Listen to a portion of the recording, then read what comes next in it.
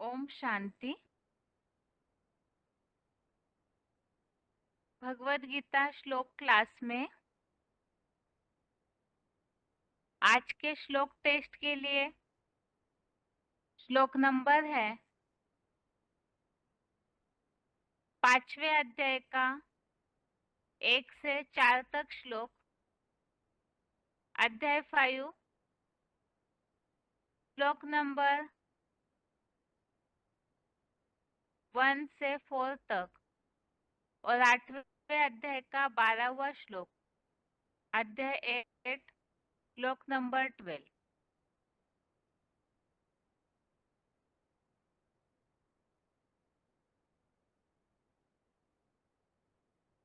आज के टेस्ट का पहला प्रश्न है,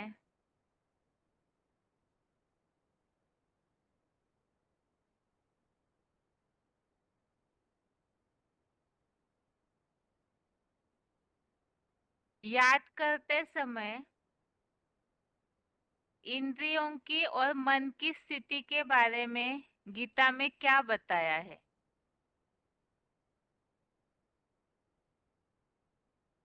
भगवान से बुद्धि योग जोड़ते समय इंद्रिय और मन की स्थिति क्या होनी चाहिए।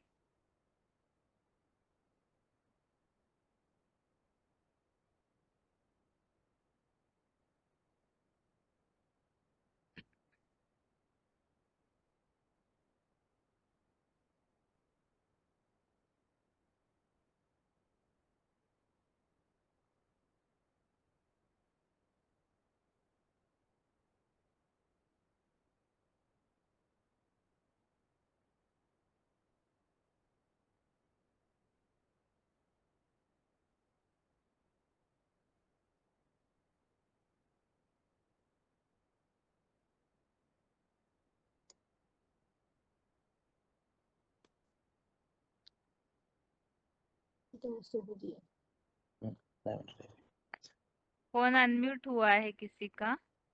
हेलो। हाँ जी। मेरा नंबर है 21990। हम्म। दोबारा प्रश्न करिए ना। प्रश्न ये पूछा, याद करते समय इंद्रिय और मन की स्थिति कैसी होनी चाहिए।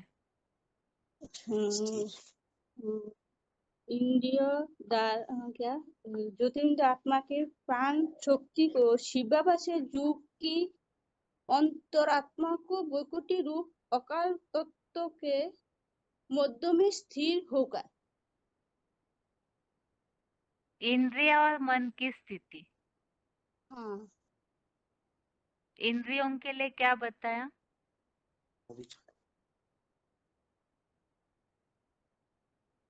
অবিচল रूप से जे इंद्रिय द्वार अविचल रूप से जे संपूर्ण वश करके और मन को अंतकरण में होकर हाँ, जो तो मन को गतिविधि अंतःकरण में रोकना अर्थात क्या।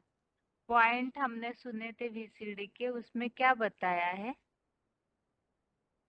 माने निरंतर बाप को याद करके जो इंद्रियों को वश करके जो मन को एकाग्रता करके बाप हम्म। को याद करने से मन एकाग्रता होगा और स्थिर होगा। ठीक है, ठीक है माता जी। आपके लिए दूसरा प्रश्न है, 5वें अध्याय का नाम क्या है माता जी।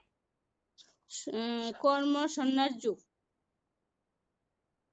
इसका मतलब बता सकते हैं। जो घर गृहस्थी में रहकर जो कर्म करते हुए भी बाप को याद करना, जैसे सन्यास लोग भी करती है, जैसे घर गृहस्थी वाली भी करती है। ठीक है माता जी, आपका प्रश्न हो गया। आगे के लिए प्रश्न है। हाँ, दीदी बाई बोलेगी। दीदी हाँ एक मिनट। ठीक है। हाँ हाँ ठीक है ठीक है। ए 219 हाँ। हम्म। মানে 219 इतने। ठीक है। हम्म। आपके लिए प्रश्न है,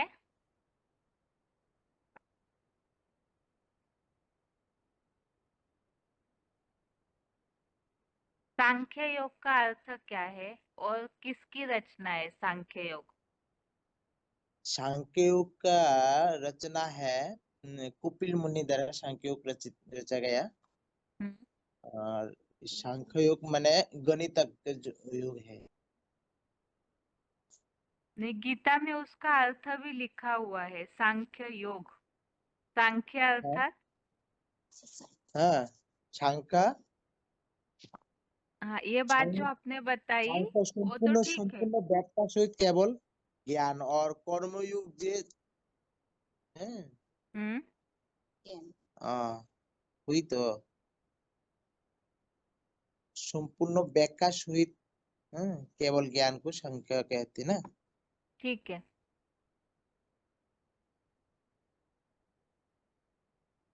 हुआ नहीं? हाँ, हो गया। आपके लिए दूसरा प्रश्न है, इसका हाँ अर्थ बोलिए। बताइएगा। निर्द्वंद्वो हि महाबाहो सुखम बंधात प्रमुच्यते। हाँ श्लोक में से एक वाक्य आपको बताया है, उसका अर्थ बताना है। निर्द्वंद्वो हि महाबाहो सुखम बंधात प्रमुच्यते। नितमो महाबाहो। निर्द्वंद्वो महाबाहो सुखम बंधात प्रमुच्यते। अच्छा, निर्दम महाबाहो মানে ও निर्धूम माने सदात्यागी सन्यासी योगी जाना जाता है, क्योंकि ये निर्दोमुष महाबाहो। हाँ, हाँ जी, निर्दुमी महाबाहो, निर्दुमी महाबाहो, अम, महाबाहो महाबाहो, निर्दुमी महाबाहो এটার থেকে निर्दुमी महाबाहो दीदी, निर्धुनी महाबाहो माने सदा योगी सन्यासी को कहा जाता है ना, क्योंकि इंद्रिय रोहित केवल ये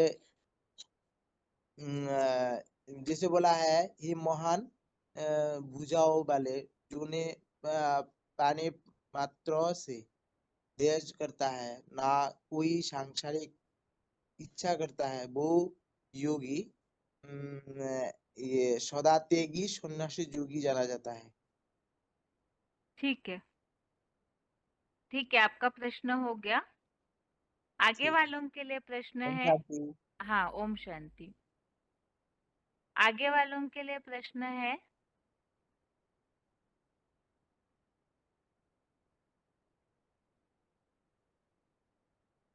भगवान की नजर में कौन सा योग श्रेष्ठ है? इस 5वें अध्याय में जो बात उल्लेख की हुई है, इस हिसाब से भगवान की नजर में कौन सा योग श्रेष्ठ है?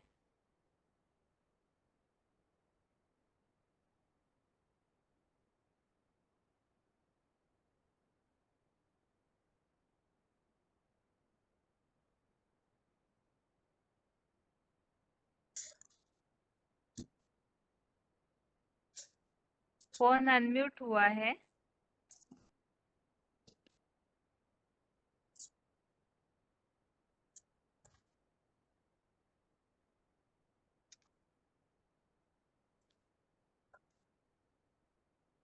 फोन अनम्यूट हुआ है किसी का?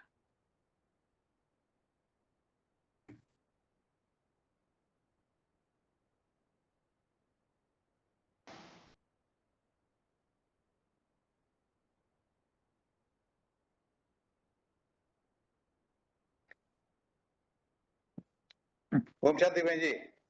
ओम हेलो, शांति।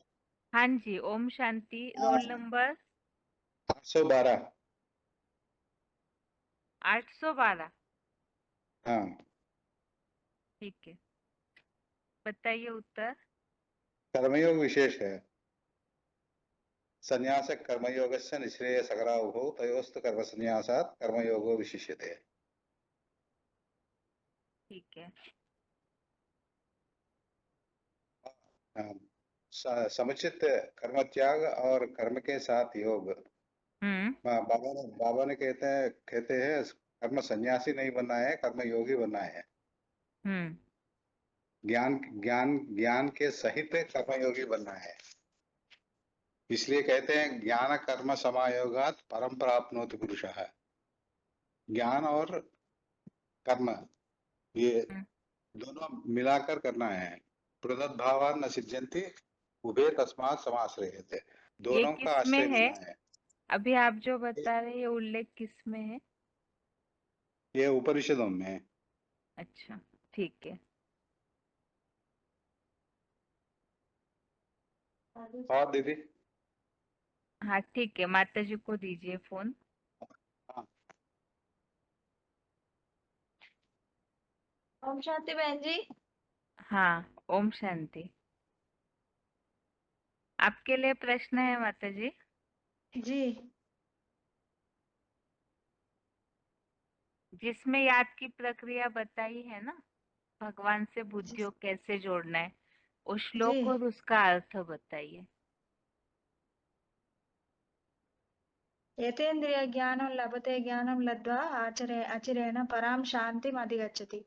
संपूर्ण इंद्रिय दमनशील ही ज्ञान लेता है। एकाग्र मनसा द्वारा दृढ़ता पूर्वक इंद्रिय वशकर्ता ज्ञान प्रकार शीघ्र ही असंभव को संभव करने वाले पुरुषोत्तम संगम युग के इसी संसार में रहते हुए इसी जन्म में परम धाम की शांति पाता है। इसे मतलब एकाग्र बुद्धि से बाबा एक बाप दूसरा न कोई ऐसा याद करना चाहिए।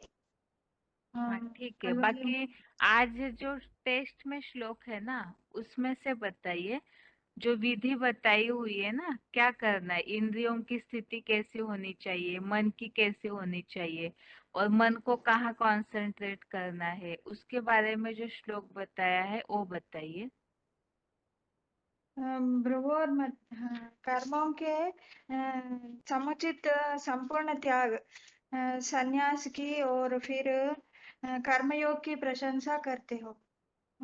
इन दोनों में से जो मन एक श्रेष्ठ मिनट प्रश्न सॉरी माता सॉरी। जी, हाँ जी हाँ जी। प्रश्न ये पूछा कि जब याद में बैठते हैं तो उस समय इंद्रिय कैसे होनी चाहिए, मन की स्थिति कैसी होनी चाहिए, और आत्मा को या मन बुद्धि को कहाँ एकाग्र करने के लिए बताया है। आठवां अध्याय का हम्म।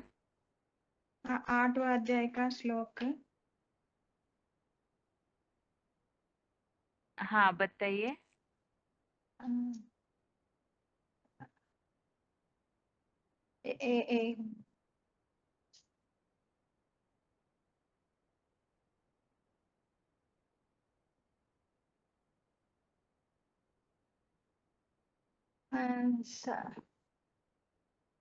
एक मिनट।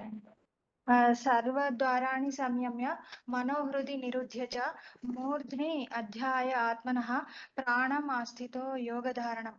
सारे ही नव इंद्रियों द्वार विचल रूप से संपूर्णतः वश करके और मन को अंतःकरण में रोककर ज्योति बिंदु रूप आत्मा की प्राण शक्ति को शिव बाबा से योग की धारणा में आधारित निरंतर परमात्मा की भ्रुकुटी रूप अकाल तख्त के मध्य में स्थिर होकर याद करना है। मतलब सारे इंद्रियों को एकाग्र करके बाबा के याद में रहना चाहिए। ठीक है। कल के श्लोक संबंधित जो VCD पॉइंट्स हमने सुने थे, जी उसमें से कोई भी एक पॉइंट बताइए। हाँ, याद नहीं है बहन जी। अच्छा ठीक है माता जी जी, ठीक है। जी। आपका प्रश्न हो गया। आगे के लिए प्रश्न है?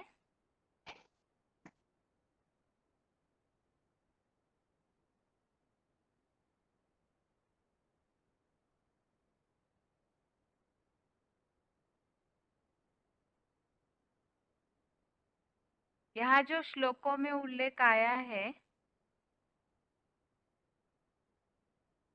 इसमें ये बात बताई है कि कर्मयोग श्रेष्ठ है, तो किस कारण से?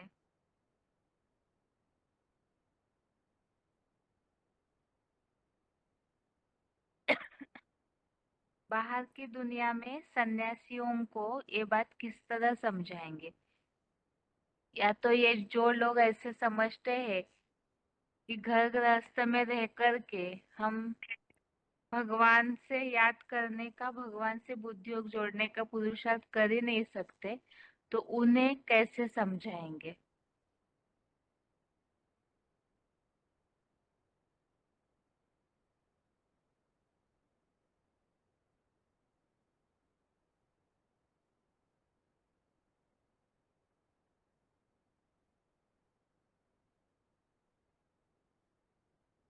फोन अनम्यूट हुआ है किसी का? आवाज आ रही है दीदी? हाँ जी। हाँ, 5वें अध्याय का दूसरा श्लोक है। ये दोनों परम कल्याणकारी हैं, लेकिन लौकिक कर्म करते हुए परमात्मा की याद रूपी कर्मयोग विशेष अच्छा है। ठीक बताया क्या दीदी? हाँ बताइए। जैसे दो योग बताए हैं, तो बोला उस 5वें अध्याय के दूसरे श्लोक में कि दोनों योग श्रेष्ठ है, लेकिन लौकिक कर्म करते हुए परमात्मा की याद रूपी कर्मयोग विशेष श्रेष्ठ है। 5वें अध्याय का दूसरा श्लोक। ठीक है, रोल नंबर आपका? नहीं है दीदी, कहाँ से बात कर रहे? दिल्ली से।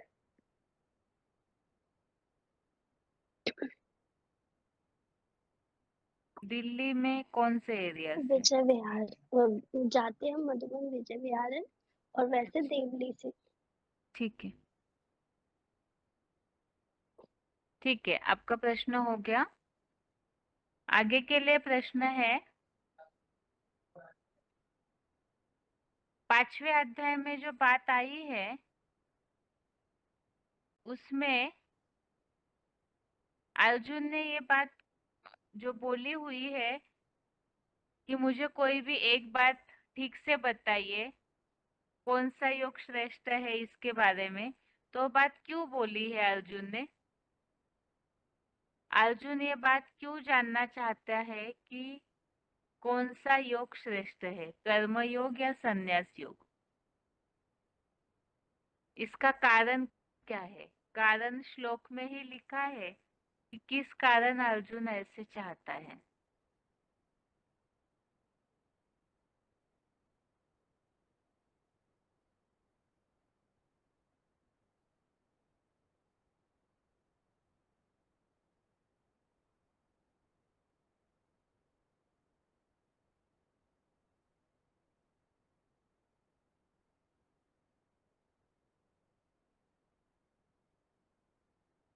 फोन अनम्यूट हुआ है किसी का?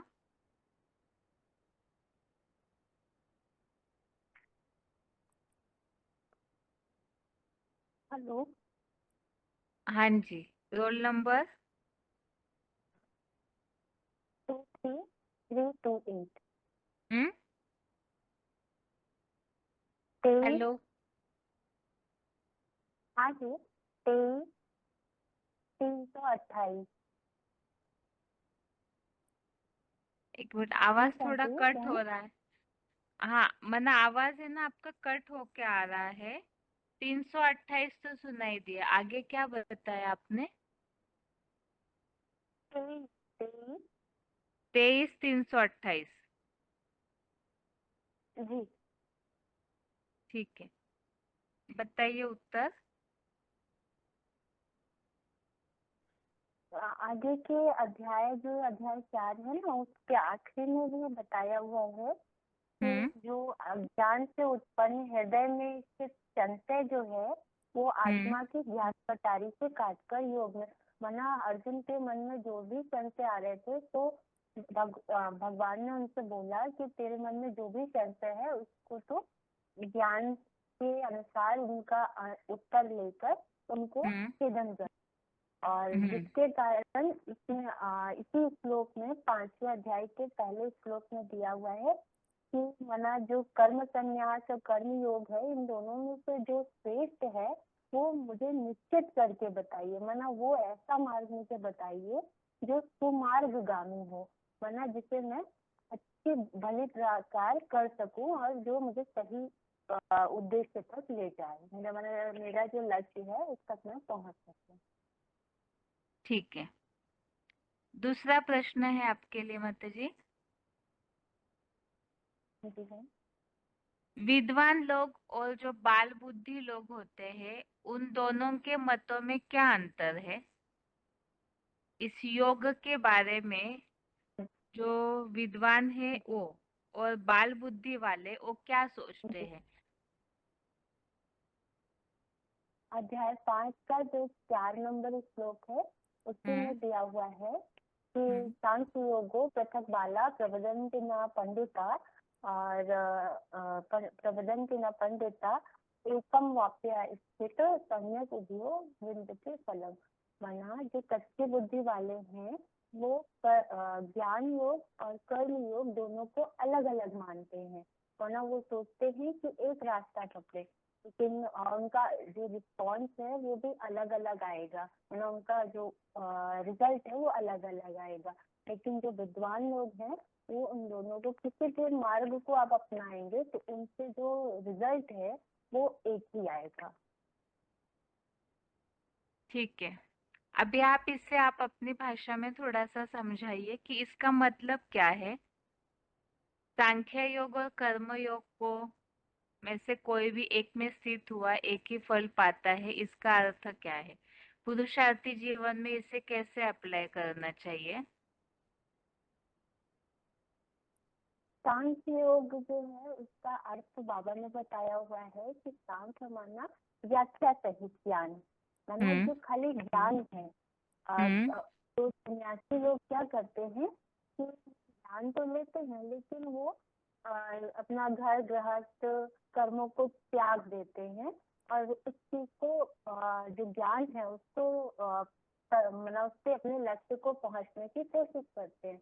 लेकिन गीता में भी भगवान ने बोला हुआ है कि माना दोनों ही श्रेष्ठ है, लेकिन इसमें से जो कर्म योग है माना घर गृहस्थियों के लिए कर्म करते करते जो परमात्मा की याद है, जब वो परमात्मा की याद करेंगे तो ज्ञान अपने अंदर ही मर्ज होता रहेगा, उसी श्रीमत अनुसार हम कर्म करते रहेंगे, तो वो गृहस्थियों के लिए अति श्रेष्ठ है। तो माना घर गृहस्थियों को और अपना जो धंधाधूरी है या कर्म है वो छोड़ना नहीं है, तो करते हुए परमात्मा की याद के अनुसार और श्रीमत के अनुसार अपना सारा कार्य करना है, उससे उनका जीवन श्रेष्ठ बनेगा। ठीक है माता जी, ठीक है, आपका प्रश्न हो गया। आगे के लिए प्रश्न है,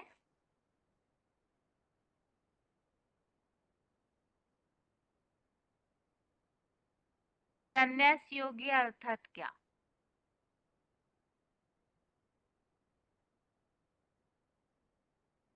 संन्यास योगी का अर्थ।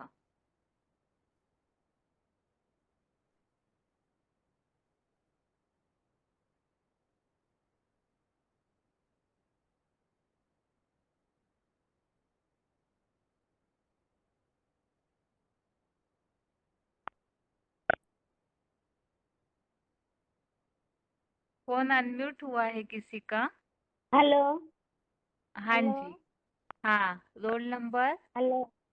हाँ जी, रोल हेलो। नंबर बताइए। हाँ, रोल नंबर 28195। ठीक है, उत्तर। उत्तर बाबा ने बताया संन्यास योगी को ऐसे कहा जाता है जो संपूर्ण कर्म को व समुचित त्याग करने की संन्यास योगी कहा जाता है। कर्म को समुचित त्याग करने की संन्यास योग कहा जाता है। और कोई श्लोक में दिया है माता जी संन्यास योगी का अर्थ इसके अलावा?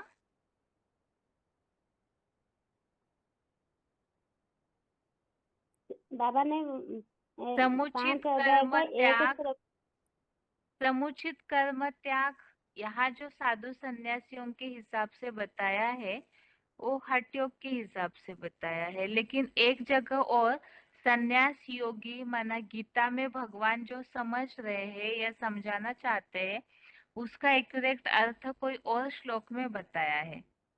वास्तव में असली हाँ संन्यास योगी कौन है? बाबा ने तीन अध्याय का एक श्लोक में भी बताया है। क्या बताया है? बाबा ने तीन अध्याय का एक श्लोक में बताया कि जो बाबा कहते हैं जे जायसी चेतक कर्मण्यश्च मता बुद्धि जनार्दन सात्विकम कर्माणि घोर माम नियोजयसि केशव। बाबा कहते हैं जे आप कर्म इंद्रिय के कर्म जग से बुद्धि जग श्रेष्ठ मानते हैं, तो जो ज्ञान इंद्रिय से जुड़ा है। माता जी, जो कल का श्लोक सुना है हमने, कल जो 8वें आगे अध्याय का श्लोक सुना है, आगे 8वें अध्याय का जो कल श्लोक सुना, उसमें संबंधित जो पॉइंट्स हमने सुने VCD के, तो उसमें से कोई भी एक पॉइंट बताइए।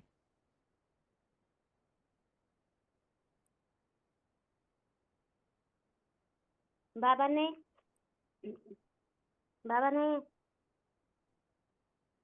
बताया है आत्म ज्योतिर्बिंदु को याद करना, जो सर्व इंद्रिय द्वार को रोकना, अर्थात आत्म ज्योतिर्बिंदु को याद करना। आत्म ज्योतिर्बिंदु को याद करना माना कर्म का लेप छेप कोई नहीं लगता है। ठीक है, ठीक है माता जी, आपका प्रश्न हो गया। आगे के लिए प्रश्न है,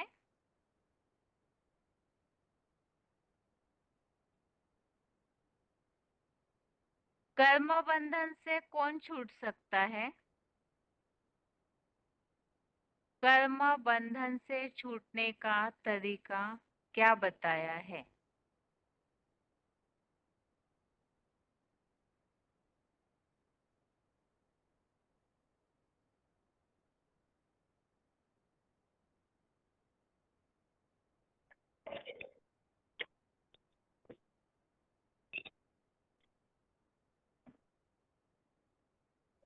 फोन अनम्यूट हुआ है किसी का?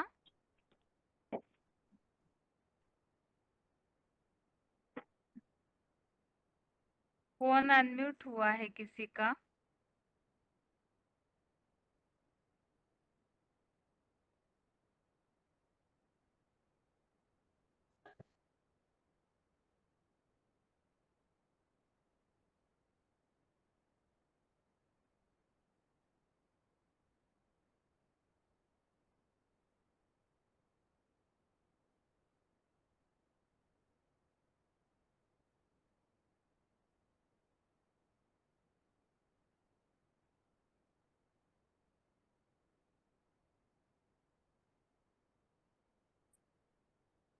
हेलो, हाँ जी, रोल नंबर। हेलो, हाँ जी, रोल नंबर बताइए। 5206 देंगी। ठीक है, देंगी। उत्तर? हाँ हाँ, उत्तर बताइए।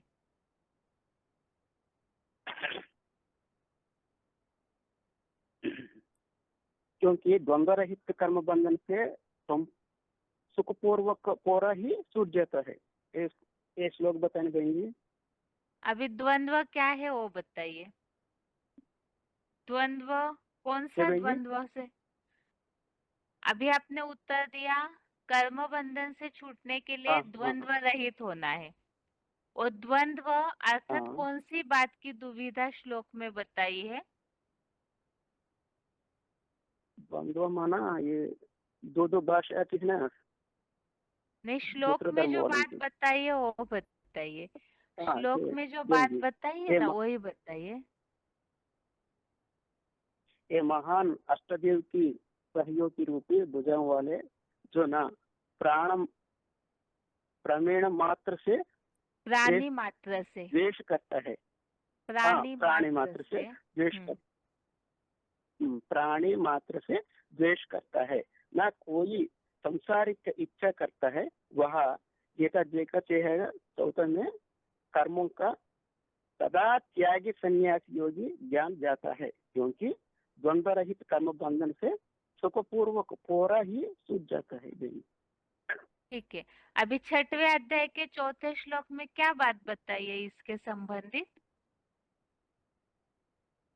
6वां अध्याय का 4थे श्लोक में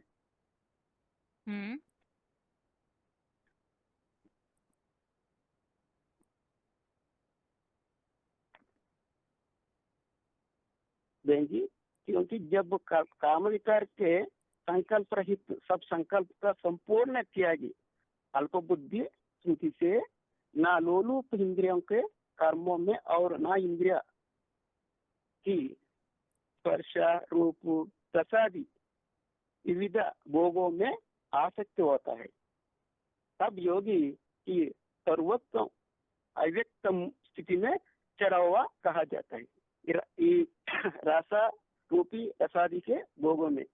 जी ठीक है, आपके लिए दूसरा प्रश्न है।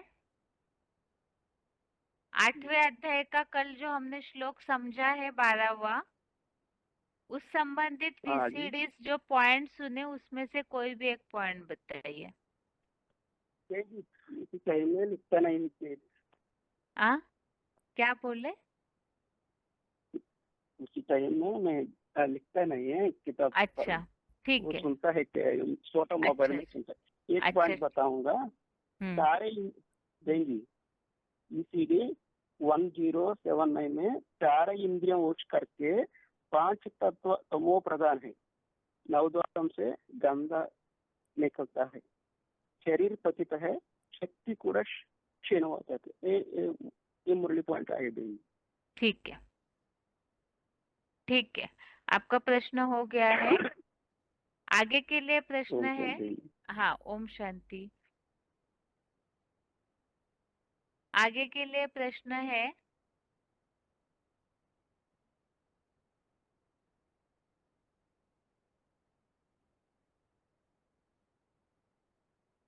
ये जो 5वां अध्याय है, इसमें भगवान ने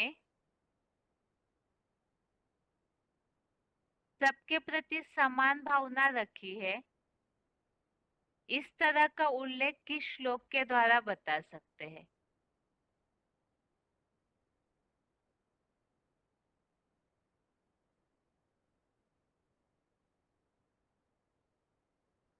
इस अध्याय में सन्यासियों को भी बराबर महत्व दिया है और जो घर गृहस्थी वाले हैं उनको भी बराबर महत्व दिया है, ऐसा उल्लेख किस श्लोक में आया है?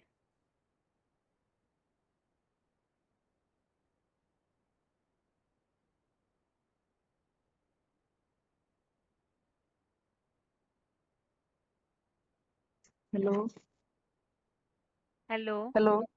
हाँ जी। हाँ दीदी, और हाँ रोल नंबर है दीदी हाँ 29264। ठीक है, उत्तर उत्तर है 5वां अध्याय के 3रे श्लोक में यह बात आई है भी, जो किसी भी प्राणी मात्र से द्वेष नहीं करता और संसारिक सुखों की इच्छा नहीं करता, वो सदा संन्यास योगी कहा जाता है और द्वंद्व संन्यास योगी कहा जाता है और द्वंद्व रहित ही कर्म पूरे कर्म बंधनों से छूट जाता है। ठीक है। हाँ ठीक है, तो योगियों के हिसाब से बताया, ये भी सही है। लेकिन और कोई श्लोक में ऐसा उल्लेख आया है जो दोनों का तरीका सही है, इस तरह से बताया जा रहा है? शुक्र दीदी, एक बार दोबारा प्रश्न बोलियो। संन्यास योगियों के लिए भी तरीका बताया और गृहस्थियों के लिए भी, और दोनों भी सही है ऐसे बताया है। यू है दीदी दूसरा श्लोक 5वें अध्याय का, इसमें बताया है भी कर्म करते हुए योग भी जो संपूर्ण त्याग है कर्मों का, यू भी श्रेष्ठ बताया, लेकिन इन दोनों में से श्रेष्ठ बताया कि भी कर्म करते हुए गृहस्थियों के लिए ये श्रेष्ठ है। कर्म करते हुए याद गृहस्थियों के लिए श्रेष्ठ है। ठीक है माता जी। ठीक है, आपके लिए दूसरा प्रश्न है माता जी। कल का जो 12वां श्लोक हमने समझा है, उस संबंधी जो पॉइंट सुने उसमें से कोई भी एक पॉइंट बताइए। कल 12वां 8वां के 12वां। हाँ जी। हाँ, उसमें दीदी एक बाबा ने मुरली में बोला था कि भी वो तो सारी आत्माएं काल पर जीत को काल नहीं खाता कि सब आत्माओं को, लेकिन इस शंकर वाली आत्मा को अकाल तख्त क्यों बताया? क्योंकि इसको है कोई भी मरता हुआ नहीं देखता संसार में, इसलिए ये अकाल तख्त बताया गया है। ठीक है माता जी। ठीक है, आपका प्रश्न हो गया।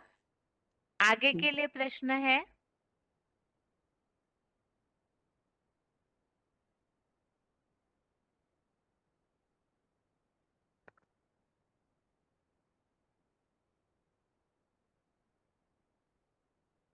जैसे कि दुनिया में ज्यादातर ऐसे होता है, जो मुरलियों में कई बार ये उल्लेख आता है कि सन्यासी जो है गृहस्थियों को थोड़ा कम नजर से देखते हैं। तो ऐसे प्रसंग में या ऐसी स्थिति परिस्थितियों में किन श्लोकों के द्वारा उनको समझा सकते हैं?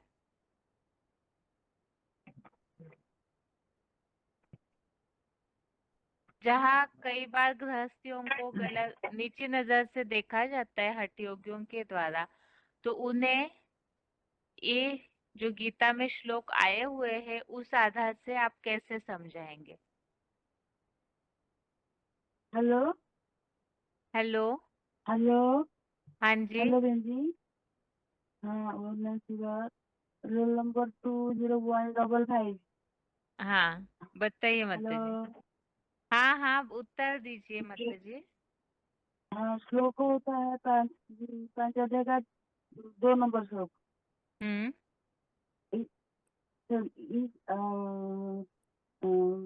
सन्यासी और गृहस्थ के कर्म कांड में ऐसे समझा जाए कि साधु सन्यासी कर्म को छोड़कर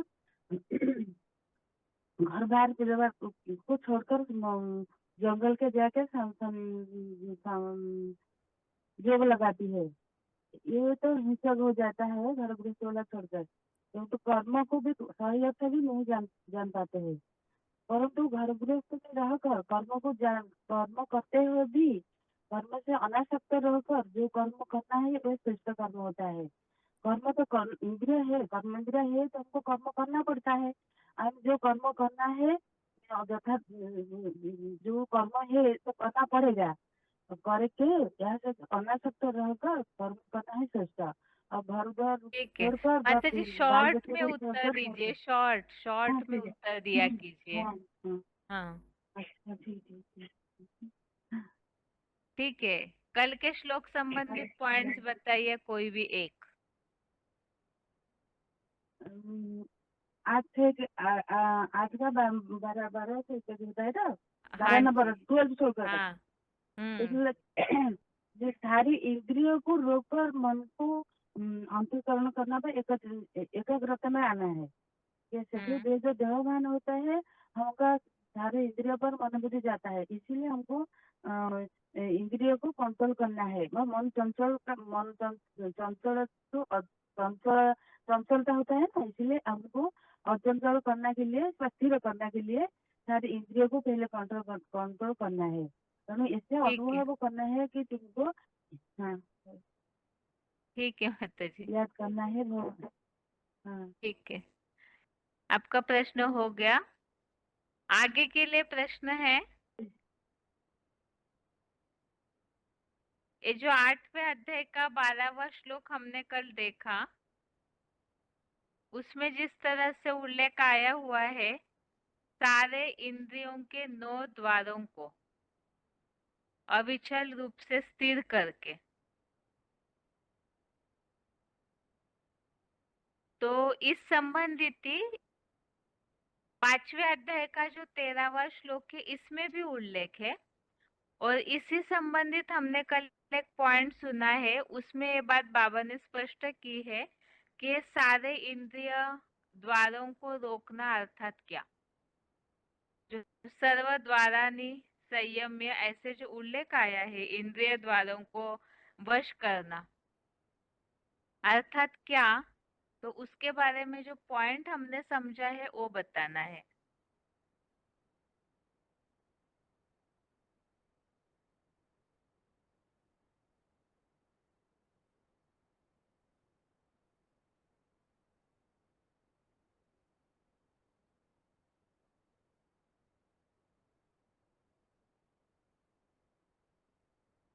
ओम शांति दीदी।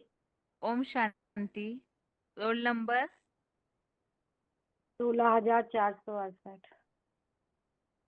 ठीक है। उत्तर 8वें का जो 12वां श्लोक है, तो इसमें बाबा ने बताया जो हमारे शरीर पतित तो है हमारा, बाबा जो 9 द्वार हैं तो उनको 9 द्वारों से गंध तो निकलता है, लेकिन जो शरीर तो हमारा पतित है, लेकिन हम इन इंद्रियों को जब संपूर्णता बस कर लेंगे, संपूर्णता भगवान की याद से अपने को आत्मा समझ परमात्मा को याद करेंगे, तो हमारे जो 9 इंद्रियों से गंध निकलता है तो हम इंद्रियों की याद भूल जाएगी हमको। जब परमात्मा की याद में लग जाएंगे तो इंद्रियों की याद भूल जाएगी। तो मतलब क्या पूछे दीदी? प्रश्न ये पूछा इंद्रिय द्वारों को वश करना, तो ये वश करने के तो लिए इंद्रिय खास एक ही पुरुषार्थ बाबा ने उस पॉइंट में बताया, जो बिल्कुल पहला पॉइंट हमने सुना था श्लोक में, पहला ही एक वार्तालाप का पॉइंट चला था, उसमें जो बात बताई है वो बताना है कि इंद्रिय द्वारों को रोकना अर्थात कौन सा ऐसा पुरुषार्थ है जिससे इंद्रिया मन सब कंट्रोल हो जाता है। अपने को आत्मा समझना, सब तरफ से ठीक सब है, इंद्रियों से हटाकर अपने को आत्मा समझना। ठीक है माता जी, आपका प्रश्न हो गया। आगे के लिए प्रश्न है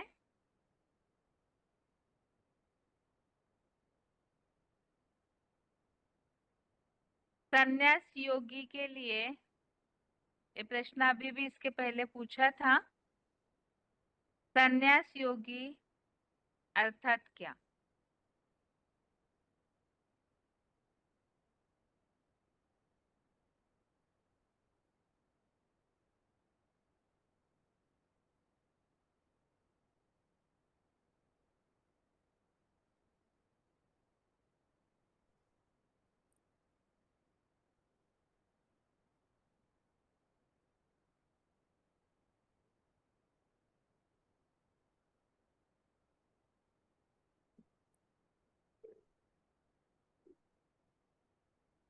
फोन अनम्यूट हुआ है किसी का? हेलो दीदी। हाँ जी, रोल नंबर। हाँ 26-3 इंद्रियों को क्या अभी तो इंद्रियों के बारे में तो संन्यास योगी कर्म के लिए करते जो हुए भी श्लोक आया हुआ है वो बताइए मतलब। सन्यासी योगी, सन्यासी योगी तो सब जो 5 अध्याय में, 5 अध्याय का 1 में सन्यास योगी जो कर्म करते हुए भी सब प्रकार का कर्म इंद्रिय को वश में करके याद करते हैं, वो तो सन्यास योगी है। सब प्रकार का त्याग माने सन्यास। श्लोक कर्म बता सन्यास सकते हैं माता जी आप? श्लोक बता सकते हैं आप? श्लोक थोड़ा थोड़ा बताएंगे। ठीक है, कोई बात नहीं माता जी, अगर उच्चारण नहीं आ रहा है। सन्यासी है जो गृहस्थ जी, सन्यासी है जो गृहस्थी को जो नीचे दिखाते हैं ना, सारे गीता में भगवान ने गृहस्थी अर्जुन को ज्ञान दिया है। इसलिए कर्म संन्यास गृहस्थ व्यवहार में रहते हुए भी कर्म करना विषय से अच्छी है, ठीक है, सर्वश्रेष्ठ भी माना जाता है। ठीक है। माता जी, कपिल मुनि के जी। बारे में क्या बात बताई हुई है? कपिल मुनि जो कपिल नगर जो 5 का 14वां श्लोक नीचे में दिया है। कपल रूप जोड़ी कपिल द्वारा बसाई समुचित नगर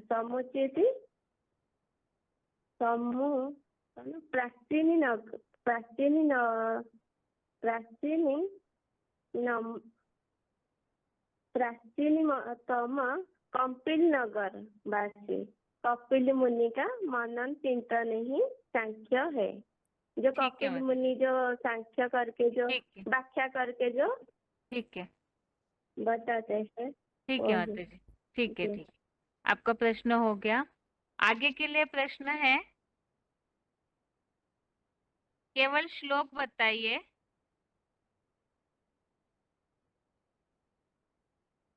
सांख्य योग और कर्म योग अलग नहीं है, इसके लिए जो श्लोक आया है वो केवल श्लोक बताइए। सांख्य योग और कर्म योग इन दोनों में से भी किसी एक में स्थित हुआ दोनों का फल पाता है। इस संबंधित कौन अनम्यूट हुआ है? हेलो, ओम शांति माता जी। ओम शांति। हाँ जी, रोल नंबर है 26,914। हाँ। श्लोक है पांचवें अध्याय का 4था श्लोक।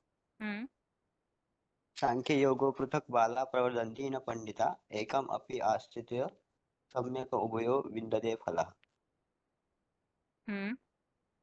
ठीक है। उसमें कहा, हाँ जी।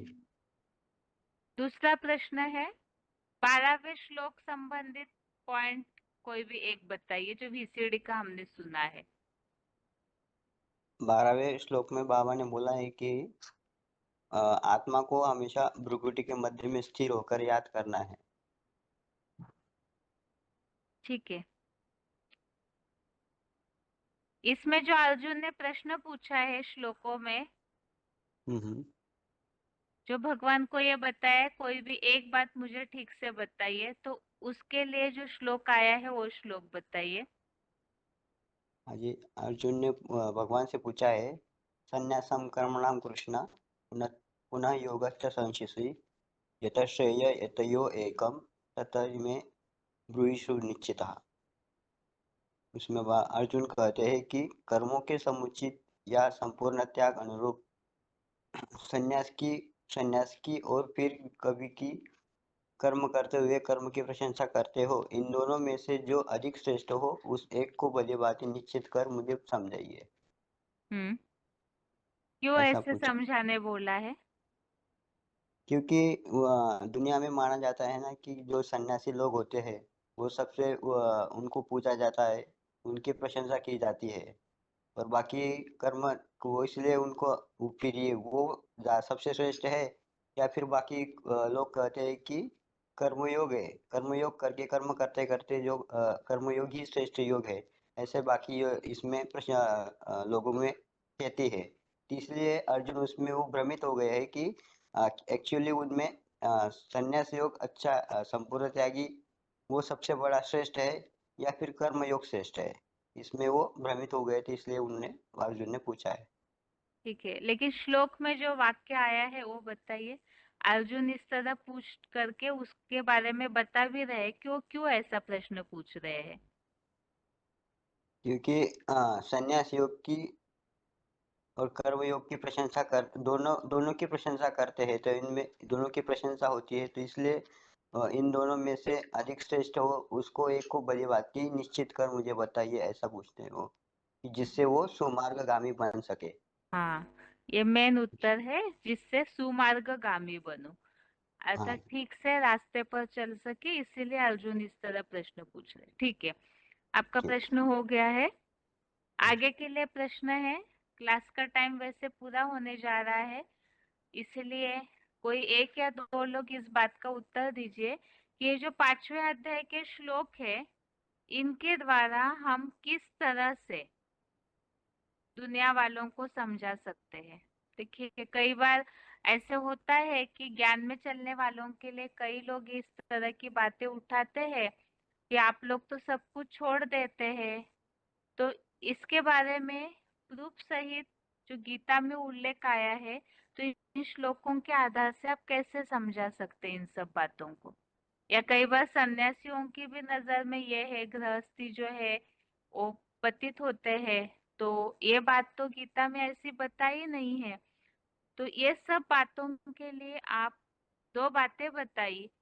एक तो ज्ञान में चलने वालों के लिए जो उल्लेख लोग प्रश्न उठाते हैं, वो या तो सन्यासियों को समझाने के हिसाब से गीता में ये जो श्लोकों का उल्लेख आया है, वो दोनों में से कोई भी एक प्रश्न का उत्तर दीजिए कि आप जनरली तौर पर लोगों को इन श्लोकों के आधार से कैसे समझा सकते हैं।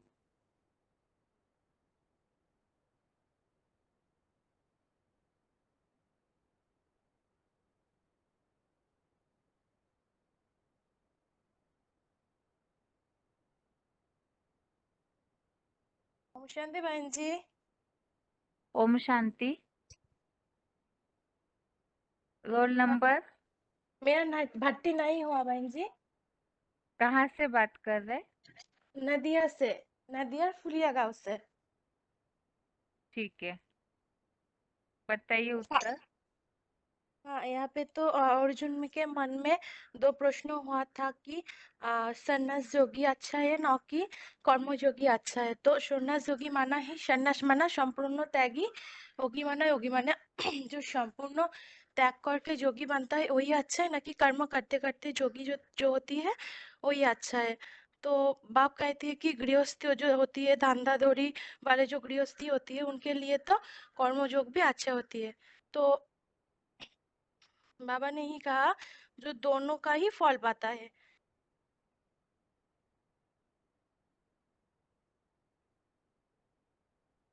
और एक भी बाबा ने ये भी कहा था है कि जो प्राणी मात्र से देश करता है, कोई सांसारिक इच्छा होती है, वो सदा त्यागी संपूर्ण योगी जाना जाता है, क्योंकि द्वंद्व रहित कर्म बंधन से ही सुख पूर्वक का छूट ही जाता है। ठीक है माता जी, आपका प्रश्न हो गया है। आगे के लिए प्रश्न पूछा हुआ है, और कोई अगर इसका उत्तर दे सकते हैं तो दीजिए।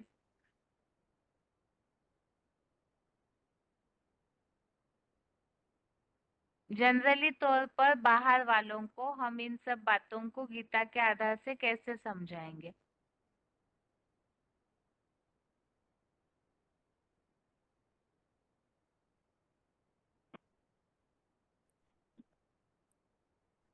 हाँ जी, कल कौन अनम्यूट हुआ हेलो है?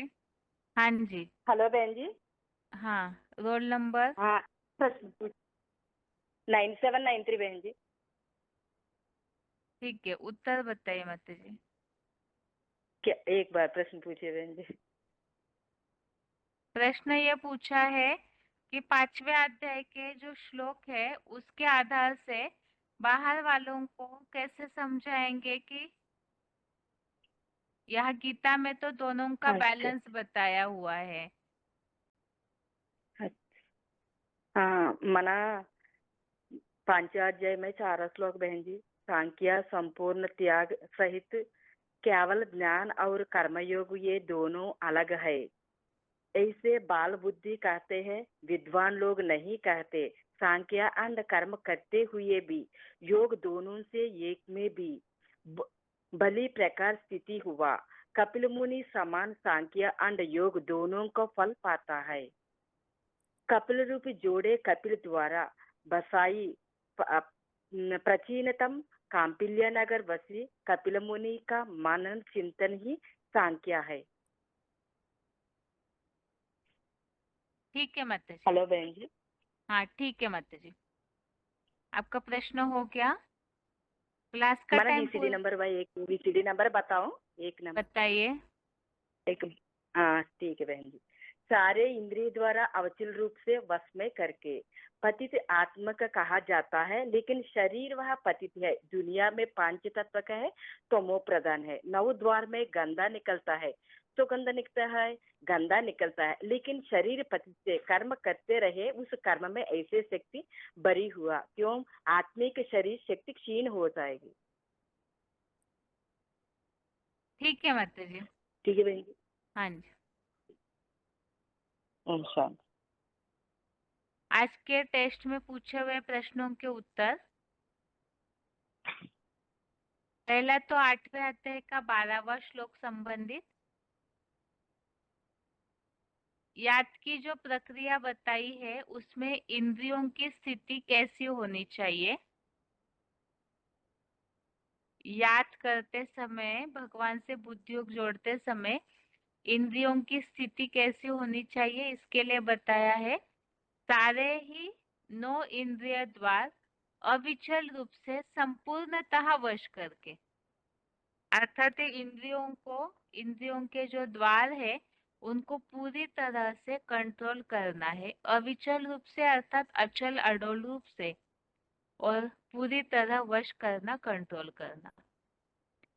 दूसरा प्रश्न, याद की प्रक्रिया में मन की स्थिति कैसी होनी चाहिए, मन को अंतःकरण में रोककर। मन को अंतःकरण में रोकना अर्थात ही अंतर्मुखी होना, और अंतर्मुखी होना अर्थात जैसे पॉइंट में हमने समझा था, वास्तव में मुरलियों में बाबा आत्मिक स्थिति के लिए ही अंतर्मुखी स्थिति बताते हैं, और 9 इंद्रिय द्वारों को रोकने के बारे में भी जो पॉइंट हमने वीसीडीज में सुना उसमें ये बात बताई है कि ये सब 9 इंद्रिय द्वारों को कंट्रोल करना अर्थात ही आत्मिक स्थिति में जितना स्थित होते जाएंगे तो उतना देह के भान से परे होते जाएंगे, और मन को अंतःकरण में रोकना, अंतर्मुखी होना, वो स्थिति भी वही है कि आत्मिक स्थिति की जितनी प्रैक्टिस होगी, मन बुद्धि आत्मा में एकाग्र होगी, तो ये सब बातें स्वतः कंट्रोल हो जाती है। अगला प्रश्न ये पूछा था, भगवान से बुद्धि योग जोड़ने का क्या तरीका बताया है, भगवान को याद कैसे करने के लिए गीता में बताया है। तो उसके लिए ये 2 बातें तो हमने सुन ली कि सारे 9 इंद्रिय द्वारों को अविचल रूप से संपूर्णतः वश करके मन को अंतःकरण में रोककर ज्योति बिंदु आत्मा की प्राण शक्ति को शिव बाबा से योग की धारणा में आधारित निरंतर परमात्मा की भ्रुकुटी रूप अकाल तख्त के मध्य में स्थिर होकर, अर्थात जिन्हें अपने ज्ञान के आधार से जो भगवान जिस तन में कार्य करते हैं अर्जुन रथ में, तो उनमें परमात्मा की भ्रुकुटी में स्थिर होना अर्थात अपनी मन बुद्धि को एकाग्र करना उस भ्रुकुटी में, इस तरह याद की विधि बताई।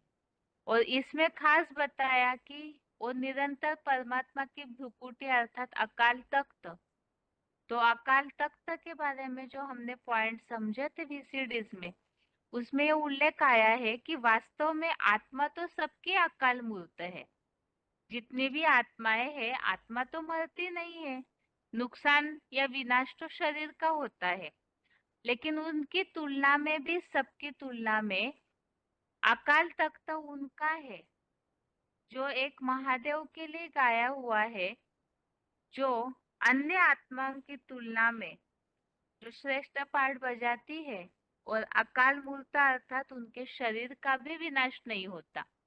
आत्माओं का विनाश न होना ये तो स्वाभाविक नियम है, लेकिन अकाल मूर्त का अकाल तख्त वो है जिनका अपनी ऐसी याद की स्थिति के आधार से शरीर का भी विनाश नहीं होता है।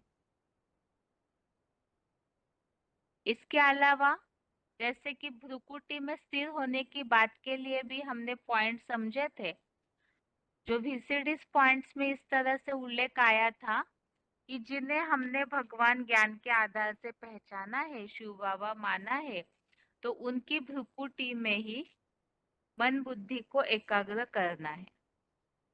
दूसरी बात ये बताई थी बाबा ने कि जैसे दिन भर में तो 10, 20, 50 भूले तो रोज ही करते होंगे, तो उसकी तुलना में इंद्रियों की तरफ अगर हमारा कंसंट्रेशन ध्यान जाता है एकाग्रता के लिए, जैसे आंखों को देखे याद करना, ऐसे किसी ने पूछा, तो उसके लिए भी बाबा ने ये बताया कि इंद्रियों की तरफ तो ध्यान जाना ही नहीं चाहिए, क्योंकि हमारा तो बुद्धि योगी है आत्मा समझने का।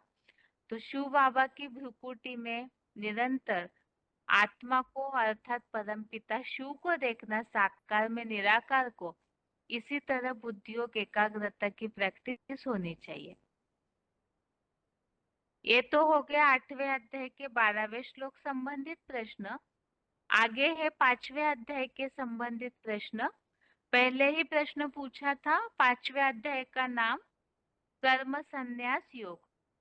तो कर्म संन्यास योग अर्थात ही इसे भक्ति मार्ग में गलत रीति से लिया गया है कि सब कर्मों का संन्यास करना, लेकिन जो 5वें अध्याय में उल्लेख है उसके मुताबिक यहाँ कर्म संन्यास योग अर्थात कर्म करते हुए भी सन्यासी बनना, अर्थात ही कर्म करते हुए भी संकल्पों का संन्यास होना चाहिए, जिसका उल्लेख 5वें अध्याय का 3रा श्लोक, श्लोक नंबर 3 में इसमें उल्लेख आया हुआ है कि जो न प्राणी मात्र से द्वेष करता है, न कोई सांसारिक इच्छा करता है, वह सदा संन्यास योगी जाना जाता है। तो कर्म करते हुए भी अगर सन्यासियों की तरह जंगल में जाकर बैठ जाते हैं, तो प्राणी मात्र से द्वेष या कोई सांसारिक इच्छाओं की बात ही नहीं आएगी, क्योंकि जंगल में जाके बैठे, वहां तो किनारे हो गए। तो यहाँ कर्म करते हुए संन्यास योग खास बताया है, अर्थात कर्म करते हुए भी बुद्धि से हर बात का संन्यास, न किसी से द्वेष न किसी से इच्छा करना है। इसी संबंधित इस तरह से प्रश्न पूछा था कि कर्म बंधन से कौन मुक्त हो सकता है? तो जो द्वंद्व रहित होते हैं वही कर्म बंधन से पूरा सुखपूर्वक छूट जाते हैं। ये जो 3रे श्लोक में उल्लेख आया हुआ है इसका, द्वंद्व रहित कर्म बंधन से सुखपूर्वक पूरा छूट जाते हैं। तो कौन सा द्वंद्व? ना किसी से द्वेष, ना किसी से घृणा, ना किसी से आसक्ति। ये श्लोकों में हमने पहले भी जो 4 अध्याय देखे हैं उनमें कई बार इस तरह का उल्लेख आया है कि ना राग हो, न द्वेष हो, न आसक्ति हो, न घृणा हो। इस तरह की जो स्थिति है, तो ऐसों को ही यहाँ सदा संन्यास योगी कहा है। इसके साथ ही एक प्रश्न और पूछा था, जो 6वें अध्याय के 4थे श्लोक का रेफरेंस दिया हुआ है, तो उसमें क्या उल्लेख आया हुआ है? तो उसमें यह उल्लेख आया हुआ है कि जिसके सब कर्म काम विकार के संकल्प से रहित है। जो इस 3रे श्लोक में आया है, न कोई सांसारिक इच्छा करता है। और दूसरा, जो इंद्रियों के भोग है, न इंद्रियों के लोलुप विषयों में, न इंद्रियों के जो विषय भोग है जैसे रूप रस गंध आदि, तो कोई भी बात में आसक्त न होना। और खास बात बताई है इस श्लोक में, नहीं संन्यस्त संकल्पों, अर्थात पूरी तरह संकल्पों से ही त्याग करना। तो वास्तव में कर्म करते हुए संकल्पों से त्यागी होना, यही संन्यास योगी की परिभाषा है। दूसरा प्रश्न इस तरह से पूछा था, पहले श्लोक संबंधित फर्स्ट श्लोक के लिए भगवान किस बात की प्रशंसा कर रहे हैं? तो जैसे कि अर्जुन ने बताया है भगवान को कि कर्मों के समुचित या संपूर्ण त्याग रूप संन्यास, पूरी तरह त्याग करना, ऐसे संन्यास की, और फिर कभी कर्मयोग की प्रशंसा करते हो, तो दोनों में से क्या श्रेष्ठ है? तो अर्जुन ने ये प्रश्न क्यों पूछा है कि दोनों में से आखिर क्या श्रेष्ठ है? आखिर अर्जुन क्यों इस बात को जानना चाहते हैं? तो उसका उत्तर भी इस श्लोक में दिया है, जिससे सुमार्गगामी बनो। कर्मयोग श्रेष्ठ या संन्यास योग? इसे जानने के बाद अर्जुन कोई एक रास्ते पर सही रीति से चल सकता है। तो सुमार्गगामी बनो अर्थात अपने जीवन पर वो सही रीति से मार्ग पर चले, इसीलिए अर्जुन ने यह प्रश्न पूछा है। अगला प्रश्न दूसरे श्लोक संबंधित इस तरह से था, जो ये प्रश्न पूछा था कि भगवान दोनों बातों को महत्व दे रहे हैं, ऐसा उल्लेख किस श्लोक में आया हुआ है? तो यहाँ जो दूसरा श्लोक है, सेकंड श्लोक, इसमें यह उल्लेख है समुचित कर्म त्याग। वह वाक्य सीधा नहीं पढ़ रहे हैं। समुचित कर्म त्याग ये साधु सन्यासियों के लिए, और कर्म के साथ योग गृहस्थी दोनों प्रति परम कल्याणकारी है। तो यहाँ इस बात को बता दिया, स्पष्ट किया कि दोनों के लिए भी समान बता दिया। समुचित कर्म त्याग अगर सन्यासी कर रहे हैं तो उनके लिए वो ठीक है, और कर्मों के साथ योग गृहस्थी करते हैं तो उनके लिए वो परम कल्याणकारी है। तो यहाँ दोनों बातों का बैलेंस बताया हुआ है। बाकी खास तो यहाँ जो भी गीता बताई गई है, भगवत गीता, अर्जुन गृहस्थी थे तो इसीलिए गृहस्थी अर्जुन के हिसाब से खास मार्गदर्शन किया कि सहज सहज होने की दृष्टि से, कर्म के समुचित त्याग से, कर्म करते करते याद धंधा धोरी वाले गृहस्थियों के लिए विशेष अच्छी है। इसके अलावा चौथे श्लोक संबंधित प्रश्न पूछा था, श्लोक नंबर 4 संबंधित।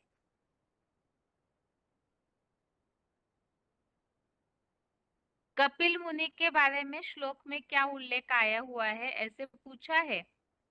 तो यहाँ पर जो नोट दिया हुआ है नीचे, फुटनोट श्लोक के नीचे, कपिल रूप जोड़ी कपिल द्वारा बसाई प्राचीनतम कांपिल्य नगरवासी कपिल मुनि का मनन चिंतन ही सांख्य है। चौथे श्लोक में जो बात आई है, इस संबंधित प्रश्न पूछा था, बाल बुद्धि और जो विद्वान है उनके मतों में योग संबंधित क्या अंतर है खास? तो सांख्य अर्थात संपूर्ण व्याख्या सहित केवल ज्ञान और कर्म योग, ये दोनों अलग है। ऐसे बाल बुद्धि कहते हैं। बाल बुद्धि अर्थात जिनकी बुद्धि कच्ची है, पूरी तरह परिपक्व नहीं है, विद्वान लोग नहीं कहते। कर्म करते सांख्य और कर्म करते भी योग, दोनों में से किसी एक में भी भली प्रकार स्थित हुआ कपिल मुनि सपान सांख्य और योग दोनों का फल पाता है। इस तरह से यहाँ दोनों के बारे में उल्लेख दिया है। सांख्य का अर्थ यहाँ स्पष्ट किया है संपूर्ण व्याख्या सहित केवल ज्ञान, और कर्म का भी अर्थ कर्म योग का किया है, कर्म करते हुए योग। तो लास्ट प्रश्न इस तरह से पूछा था कि जनरली तौर पर हम बाहर वालों को कैसे समझाएंगे कि भगवान ने, जैसे सन्यासी गृहस्थियों के लिए थोड़ा सा अलग नजरिया रखते हैं, या तो ज्ञान में चलने वालों के प्रति जैसे दुनिया में लोगों की नजर थोड़ा अलग रहती है, तो उस संबंधित किस तरह श्लोकों के आधार से समझा सकते हैं। पहली बात तो गृहस्थियों के लिए ये तरीका जो श्लोकों में बताया है, एक तो दूसरा श्लोक, सेकंड श्लोक में जो बताया है, तयस्तु कर्म संन्यासात् कर्म योगो विशिष्यते, तो इसमें कर्म करते हुए भी याद गृहस्थियों के लिए विशेष अच्छी है। तो इसमें खास ये बात बताई हुई है कि सब कुछ छोड़ने की आवश्यकता नहीं है, कर्म योगो विशिष्यते। दूसरी बात, यहाँ जो उल्लेख आया हुआ है कर्म बंधन से छूटने के लिए, तो कौन सा संन्यास योगी? तो इसके लिए जो स्पष्ट उल्लेख किया है, इंद्रियों से सारे कर्म करते हुए भी, जो 6वें अध्याय का 4थे श्लोक का रेफरेंस दिया हुआ है, कर्म करते हुए भी जिसके सब कर्म काम विकार के संकल्प से रहित है, जो इंद्रिय के भोगों में आसक्त नहीं होता है, तो वास्तव में ऐसे कर्म योगी को ही यहाँ संन्यास योगी बताया हुआ है। और ऐसा ही संन्यास योगी जो कर्म संन्यास योगी है, वही द्वंद्व रहित कर्म बंधन से छूट जाता है। तो इन श्लोकों में कर्म योगी अर्थात गृहस्थियों के लिए ही विशेषकर मार्गदर्शन किया है। और दूसरी बात, जो 4थे श्लोक में उल्लेख आया है, दोनों में से कुछ भी एक करने से दोनों का फल पाता है। तो यहाँ कहीं भी सब कुछ छोड़ करके जाकर बैठने के लिए गृहस्थियों को नहीं बोला है। तो उस अनुसार भी गृहस्थियों का जो तरीका है उसे भगवान ने महत्व दिया है। तो इसीलिए यहाँ कहीं भी भगवत गीता में नीचपने का उल्लेख तो आया नहीं है। उनके लिए तो और सही मार्गदर्शन किया हुआ है कि किस तरह से कर्म करते हुए योग कर सकते हैं। तो इन श्लोकों के आधार से ये बात स्पष्ट की जा सकती है। और इसके अलावा रही गृहस्थियों के लिए जो बातें उठाते हैं, तो उनके लिए भी यही सेम जवाब है कि हम इस तरह से जो त्यागी वगैरह ज्ञान में चलने के बाद जो सादा जीवन हो जाता है, सिंपल जीवन हो जाता है, तो उसका मुख्य कारण क्या है? तो भगवत गीता में इसका मार्गदर्शन किया हुआ है कि अगर कर्म बंधन से छूटना है तो कर्म करते हुए भी इन सब बातों से अनासक्त होना है, इंद्रियों के भोगों में आसक्त नहीं होना है, जो काम विकार का संकल्प से रहित पूरे कर्म होने चाहिए। तो भगवत गीता में खास से मार्गदर्शन किया है। तो ये श्रीमद् भगवत गीता मनुष्य जीवन के लिए श्रीमत है, तो हम उस अनुसार आचरण करते हैं। इसीलिए ही हम ऐसा साधा जीवन कर्म करते हुए भी अनासक्त होकर बंधन से छूटने के लिए ऐसा पुरुषार्थ करते हैं। इस तरह से ये दोनों तरीके से ये उत्तर श्लोकों के आधार से दिए जा सकते हैं। तो इसके साथ ही आज के श्लोक टेस्ट के प्रश्नों के उत्तर पूरे हुए और आज के लिए